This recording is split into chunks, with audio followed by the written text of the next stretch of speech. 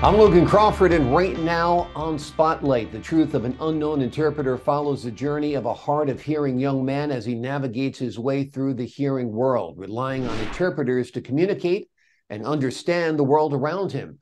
The story, however, takes a dark turn when his first interpreter goes missing and is later found dead, leading him to encounter a sinister interpreter involved in a dangerous cult that performs human sacrifices. We're delighted to have the book's author, Paul Aramuni, on our Spotlight TV show here today. And we ask those watching to support writers like him by subscribing to our channel. Paul, thank you so much for being our guest. Hi, Logan. Thank you for having me. And I just wanted to say that you have probably explained my own book better than I have to other people. Okay, awesome. I'm glad I was able to summarize it that well. Good. That's good. Well, I really enjoyed it. So I really understood it. It really connected with me. So I think that's why I was able to encapsulate what it's all about so well. Where did you get the idea of creating this world of people who cannot hear and do hear? It's obviously a real world. Some people around us have difficulty hearing or can't hear at all, but you don't see a lot of it on TV and you don't hear a lot of it in the media and you don't read a lot about it. How did you come about creating this world? Yeah, so I just wanted to say that yes, the deaf and hard of hearing community is pretty vast, and a lot of people, a lot of hearing people don't really support the deaf and hard of hearing community as much after well, I know there has been deaf and hard of hearing people for since the earth was built, made, but now in 2023, I'm sure 2022, companies and more people are starting to be more more welcoming of the deaf and hard of hearing community. Um so yeah, so yes, now a lot of hard of hearing people are getting recognition, which is really good. But now to talk about my story of the book. So as you already know, I am hard of hearing. I in kindergarten to my whole elementary school life, I was in the deaf and hard of hearing program, which was a program essentially for deaf and hard of hearing kids. And I I've been pretty much raised with the deaf community through elementary school and middle school. I've had interpreters. It was really fun. I really enjoyed being born into that culture. I mean, nobody wishes they were hard of hearing or deaf, but some people are more some people accept that, I guess, blessing. Some people take it as a blessing. Some people just take it as a curse or whatever.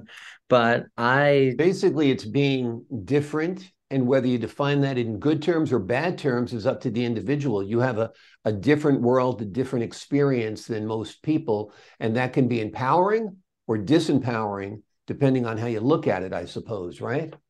yes, that's very true.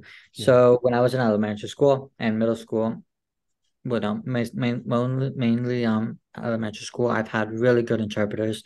And then when I got to middle school, I had a good interpreter, but that's when I started getting a really challenging chemistry with my other interpreters. Seventh grade, I had a not so great relationship with this interpreter, and I was at the point where I was like, you know what, I don't want to be associated with the deaf community anymore. I was on a contract that I had to have an interpreter, and I thought if I moved to a hearing school, there are schools assigned for deaf and hard of hearing people. I was supposed to go to one high school, but I told my parents I wanted to go to a different route to be in a much more hearing environment. So my mom said, "Okay, we can go. You can go to that school." And I thought after starting that journey, I was set. Like I didn't have to worry about being near an interpreter and this and that. But unfortunately, that wasn't the case.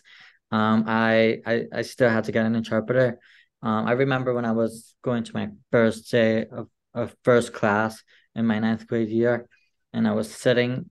I sat down with a group of students, and everybody was just like talking, and I just felt like relieved, like I was in a new world, just getting my stuff ready. And then the teacher was taking attendance. I was like waiting, and then a lady came in through the door. She was wearing a black suit, and she looked so professional. Once she came in, and once I started hearing those words out of her mouth before she even started speaking, I already knew it. I already knew that was an interpreter. And when she called my name, I like the whole world just went dark for a second. And but fortunately enough, she was the best interpreter I've ever had in my life. We had great conversations, great chemistry. She was always there for me.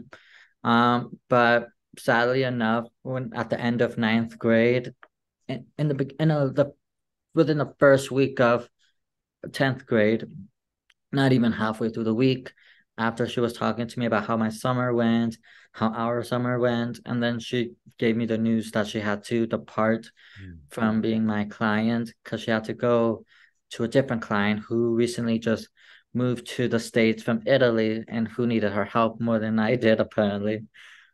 So I had to get another interpreter, and this interpreter, it was back to middle school again, and the worst experience ever. So after bearing with this interpreter for 3 years, I poured everything into a book, and a lot of people like it. And yeah. Well, it's wonderful. It was a great taking like a bad scenario and amplifying it and stretching it and making it even more, suspicious, makes it such a compelling story. How long did it take you to write it? How long did you work on the book? So as you know, high schoolers, teenagers don't really have, I guess you could say they have a lot of time in their hands because they don't have responsibilities to look forward to like a job, etc. I didn't have a job at the time. I was in 11th grade or 12th grade, maybe 12th grade. And I remember going to school before school started, during lunch break and after school. I would go straight to the library and just spend hours typing, typing, typing, and asking my friends for their opinions. And it was like a 24-hour nonstop just writing on my book because I really loved it. It was just so much fun. Just a little bit better than video games when I was obsessed with that. So it took me 7 months to write that book. Great. Well, it shows that you poured your heart out into it because it really flows. It's a great read. Tell the folks at home what the title, The Truth of the Unknown Interpreter, means. So the truth of the unknown interpreter. Um, I I did not have too much time to. I mean, I didn't.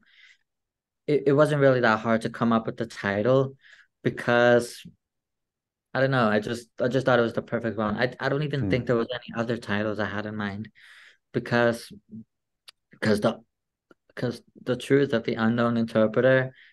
So the truth and the unknown. Okay, so when I was in kindergarten all the way up to K to 12, I had so many different experiences, so many different interpreters. You never know what's gonna come through those doors. Like what interpreter you're gonna get, and I've had good interpreters, I've had bad interpreters. And in the beginning of the story, I was talking about how, and when I got my second interpreter, after my favorite interpreter had left, and the other interpreter, I just felt this weird ominous vibe, and how I was so dramatic in the story regarding this other interpreter coming in. That's how it felt because I don't know, like what people represent themselves, you kind of can get the energy what they're going to give, and sometimes your intuitions are correct. So I didn't expect to have the not so fortunate last 3 years of my high school life, and it was really I didn't like that. And I wasn't expecting I wasn't expecting my more favorable interpreter to just lead my high school career like that. So and that's the unknown part. The truth is everybody in my hearing all of my hearing friends assumed that it was amazing to have an interpreter. So cool because you have a friend to talk to in class when the teacher's talking. You you have somebody to help you with your homework all the time. You have just someone to cope with when you're lonely. Yes, those are great benefits of having an interpreter, but every interpreter is human, of course, and Right. you're not gonna vibe with everyone. So I had some really good interpreters and some bad ones, and the bad ones were very bossy, this and that. And I just thought, and the reason why I wrote this book is because I did not like my interpreter so much that I created a fictional character just to just to let the interpreter know how much I do not like her. Right. So instead of like taking my anger out on my interpreter in real life, well, I did like, like backlash at her a little bit, but she Mhm. just kept threatening me with referrals and this, and I did not want to get in more trouble. So I just wrote a book. And one of my friends said, just make sure you don't put her name in it because you will get sued. I was like, okay, I'm not gonna put her name in it. That's Oh, funny. You know, when you think about it, there has to be such trust between the interpreter and client because you're depending on that person to accurately interpret the words said to you, the communication, right? yes. Yeah. I, And now I've got a question for you, and some of the folks at home might be wondering about this. Since you're used to using interpreters, how are you able to communicate today? Is it written out for you, my questions on your screen, or do you have cochlear implants? How do you happen to hear me today? um, I have moderate to sensory neural hearing loss, Mhm. which is, I'm not as hearing impaired as I could be. I'm closer to the hearing level, just not there yet. Well, Mhm. I don't think I can get to that point. But my left ear is 64% hearing, my right ear is 84% hearing, so I can still hear pretty well. Technology has gotten so much better over the years in the hearing aids. Cochlear implants are for people who are in a much more lower Mhm. hearing level than I am because it's a much more powerful device. It's surgically implanted in your head. And but I'm fortunate enough to have hearing aids, and thank God I didn't get worse. But so hearing aids definitely got a lot better. I'm wearing much more better hearing aids. I don't really like to tell the world that I'm hard of hearing, Mhm. but I guess after like 23 years, I had to live with the fact that I'm hard of hearing. But yeah, I'm able to hear you perfectly fine because Wonderful, wonderful. Well, we're glad you can. Now, has this unleashed a writing bug in you? Are you working on any other works right now? um well, I thought the first book was just gonna be the end of my writing career, but after realizing how creative I am and how much fun it was and the cool stuff, I decided to write a second book, just jotting down stuff that is going to be the prequel to my first book. So there has been unfortunate in the first book, there has been unfortunate series of events that happened with my favorite interpreter and other things that have led on.